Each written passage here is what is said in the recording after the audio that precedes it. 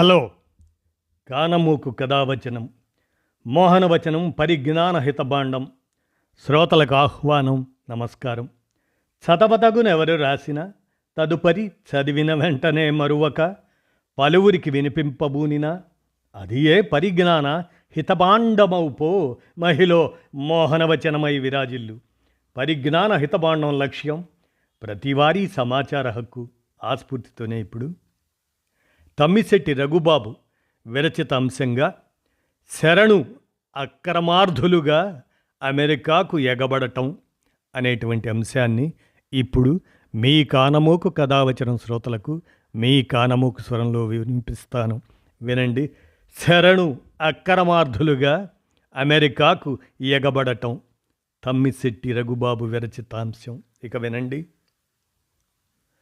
ఆశల ముళ్ళదారిలో అమెరికాకు ఉపాధిని వెతుక్కుంటూ యువత వలసపోవటంతో కళతప్పిన పల్లెలు మన దగ్గర కోకొల్లలు, చెదిరిన గూళ్ళు, అక్కడక్కడ అరుగులపై పండుటాకుల ఎదురుచూపులు తప్పితే భవిష్యత్తుపై పెద్దగా ఆశలు కనిపించవవు అక్కడ.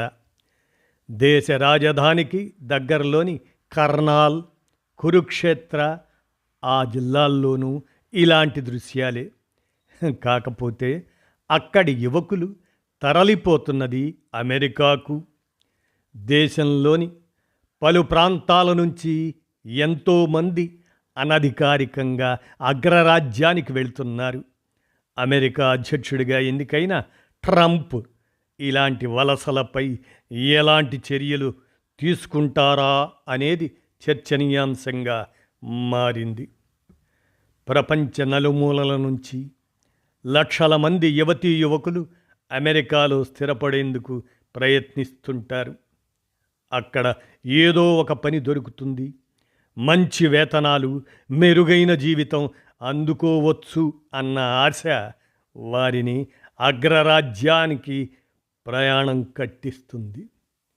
కుదిరితే చట్టబద్ధంగా, లేదంటే అక్రమ మార్గంలోనైనా సరే అమెరికా వెళ్లేందుకు వారు సాహసిస్తున్నారు. మెక్సికో, ఎల్ సాల్వడార్ ప్రజల తరువాత పెద్ద ఎత్తున అనధికారికంగా అక్కడికి వెళుతున్నది భారతీయులే. 2021 నాటికే అమెరికాలో అలాంటి భారతీయుల సంఖ్య 7,25,000 మించిందని అంచనా.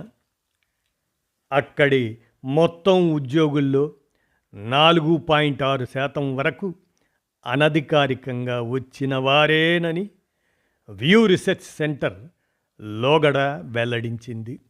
శరణార్థులుగా గుర్తించాలంటూ దరఖాస్తు చేసే భారతీయుల సంఖ్య 3 ఏళ్లలోనే 855% మేర పెరిగినట్లు యుఎస్ హోమ్ల్యాండ్ సెక్యూరిటీ డేటా వెల్లడిస్తుంది. అమెరికాలో ఆశ్రయం కోరుతూ 2021లో 4,330 మంది భారతీయులు దరఖాస్తు చేయగా అది 2023లో ఆ సంఖ్య ఏకంగా 41,330కి చేరింది. Canada, UK, Italy, Spain, Poland, Saudi Arabia, United Arab Emirates, Qatar, Kuwait, Malaysia, Oman అటువంటి దేశాలకు పెద్ద సంఖ్యలో భారతీయులు అక్రమంగా వలస వెళ్తున్నారు. ఇదంతా నకిలీ ఏజెంట్ల దందాగా మారిపోయింది. అక్రమ వలసలు అగ్రరాజ్యానికి తలనొప్పిగా మారాయి. 2023 అక్టోబర్, 2024 సెప్టెంబర్ మధ్య మెక్సికో, కెనడాల మీదుగా తమ దేశానికి మొత్తం 29 లక్షల మంది వచ్చినట్లు యుఎస్ కస్టమ్స్ బోర్డర్ ప్రొటెక్షన్ విభాగం వెల్లడించింది. వీరిలో భారతీయులు 90,415 మంది ఉన్నట్లు అది పేర్కొంది. ప్రతి గంటకు సగటున 10 మంది ఇండియన్లు అమెరికాలోకి ప్రవేశించేందుకు ప్రయత్నిస్తుంటే వారిలో దాదాపు సగం మంది గుజరాతీయులే ఉంటున్నారు. వారిని అక్కడి వరకు తీసుకెళ్లడానికి నకిలీ ఏజెంట్లు అందిన కాడికి దండుకుంటున్నారు. యువతను అక్రమంగా దేశం దాటిస్తున్న 2925 మంది నకిలీ ఏజెంట్లను ఇటీవల గుర్తించినట్లు విదేశీ వ్యవహారాల శాఖ డిసెంబర్లో రాజ్యసభకు వెల్లడించింది. వారిలో ఆంధ్రప్రదేశ్లో 471 మంది ఏజెంట్లు, తెలంగాణలో 113 ఏజెంట్లు, ఉత్తరప్రదేశ్లో 400 ఏజెంట్లు, తమిళనాడులో 360 మంది ఏజెంట్లు ఉన్నట్లు తెలిపింది. ప్రపంచంలోనే ఇండియా 3వ అతిపెద్ద ఆర్థిక శక్తి కానున్నది. 2047 నాటికి సూపర్ పవర్గా అవతరించనున్నది అనే కథనాలు అమెరికా వంటి దేశాల్లోనూ వినిపిస్తున్నాయి. కానీ అక్రమంగా వలసపోయే భారతీయుల గోడు మరోలా ఉంది. చదువుకు తగ్గ ఉద్యోగం దొరక్కపోవడం, వ్యవసాయం గిట్టుబాటు కాకపోవడం, దినసరి కూలీలుగా పనిచేయాల్సి రావటం వారిని ఆలోచనలో పడేస్తున్నాయి. తోటివారు, బంధువుల పిల్లలు ఏదోలా అమెరికా వెళ్ళి ఇంటికి డబ్బులు పంపిస్తుండటం, ఆ కుటుంబాల ఆర్థిక పరిస్థితులు మెరుగుపడటం మిగతా వారిని ఆలోచింపజేస్తున్నాయి. అందుకనే హర్యానా, పంజాబ్ వంటి రాష్ట్రాల్లోని గ్రామీణ యువకులు ఉదయాన్నే కిలోమీటర్ల కొద్దీ పరుగులు తీస్తూ కనిపిస్తారు. అదృష్టం ఉంటే ఆర్మీలో చేరడానికి, లేదంటే అమెరికా వెళ్ళడానికి ఈ సాధన తమకు ఉపకరిస్తుందని వారు చెబుతుంటారు. శారీరక దారుఢ్యం ఉన్నవారే అవసరమైతే కాలినడకన కొండలు, గుట్టలు, వాగులు దాటి అమెరికా చేరుకోగలుగుతారు. సరిహద్దు గోడను తాడు సాయంతో దూకగలుగుతారు. కొందరు కెనడా మీదుగా అమెరికా వెళ్తుంటే మరికొందరు దుబాయ్, కజకస్తాన్, తుర్కియే, గ్వాటిమాలా మీదుగా మెక్సికో చేరుకొని అక్కడి నుంచి అడవి మార్గంలో ప్రయాణం సాగిస్తున్నారు. ఆ క్రమంలో మృత్యువు పాలైన వారు ఎందరో. విదేశీ వలసలు పంజాబ్లో ఎక్కువ. అక్కడి గ్రామాల్లోని 13% కుటుంబాల్లో కనీసం ఇంటికొక్కరు చట్టబద్ధంగానో అనధికారికంగానో విదేశాలకు తరలిపోయారు. వెళ్ళిన తరువాత జరిగేది ఏమిటి? అక్రమ వలసదారులు తాము భారత్లో విశ్వాసపరమైన అణచివేతను ఎదుర్కొంటున్నట్లు చెబుతుంటారు.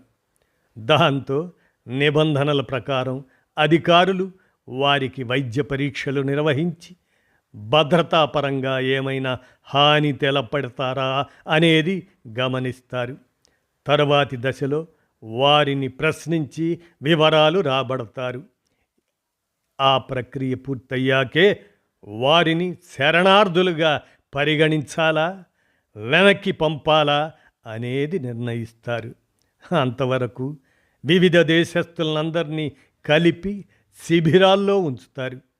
2023లో భారతీయ అక్రమ వలసదారుల్లో 46% మంది దరఖాస్తులను ఆమోదించినట్లు యుఎస్ జస్టిస్ డిపార్ట్మెంట్ వెల్లడించింది. శరణార్థులుగా గుర్తింపు పొందిన వారు పని చేసుకోవడానికి అనుమతి కోరవచ్చు. అందుకు ఆమోదం లభించడానికి కనీసం 180 రోజులు పడుతుంది. శరణార్థులు ఎక్కువగా వ్యవసాయ కూలీలుగా పనిచేస్తుంటారు. ఇటలీలోని వ్యవసాయ కూలీల్లో 23% మంది ఇలాంటి వారే. స్పెయిన్, పోలాండ్ వంటి దేశాల్లో తక్కువ కూలీకి లభించే అక్రమ వలసదారులకు డిమాండ్ ఎక్కువ. కానీ వారికి అక్కడ కనీస వేతనాలు, సదుపాయాలు, వైద్యం మృగ్యమవుతున్నాయి. ట్రంప్ అధ్యక్ష ఎన్నికల ప్రచారంలో అక్రమ వలసల మీద తీవ్ర ఆగ్రహం వ్యక్తం చేశారు. ఇలాంటి వారిని ఆయన భారీగా వెనక్కి పంపుతారు అన్న విశ్లేషణలు వినిపిస్తున్నాయి. వేల మంది పౌరులు జీవికను వెతుక్కుంటూ అక్రమంగా విదేశాలకు తరలిపోవడం అనేది ఏ దేశానికైనా తలవంపే. కాబట్టి ఉపాధి కల్పనకు మన ప్రభుత్వాలు ప్రాధాన్యం ఇవ్వాలి. సాగుకు వెన్నుదన్నుగా నిలవడంతో పాటు వ్యవసాయ ఉత్పత్తులకు గిట్టుబాటు ధరలు కల్పించాలి. అర్హులందరికీ సంక్షేమ పథకాలను అందజేయడంపైన దృష్టి సారించాలి. అప్పుడే భారత్ నుంచి అక్రమ వలసలకు అడ్డుకట్ట పడేది అంటూ తమ్మిశెట్టి రఘుబాబు విరచిత అంశం శరణు అక్రమార్థులుగా అమెరికాకు ఎగబడటం అనేటువంటి అంశాన్ని మన కానమోకు కథావచనం శ్రోతలకు మీ కానమోకు స్వరంలో వినిపించాను. విన్నారుగా. మన దుస్థితి, ప్రపంచంలో పరిస్థితి. ధన్యవాదాలు.